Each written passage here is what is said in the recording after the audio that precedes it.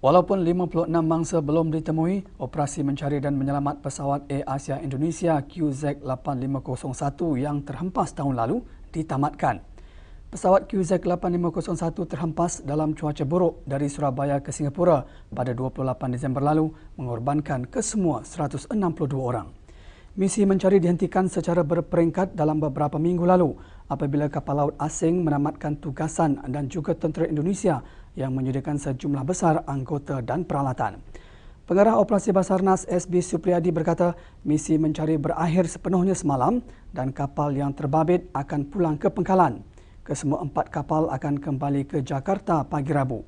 Jumlah mayat mangsa yang sudah ditemui masih kekal 106 orang.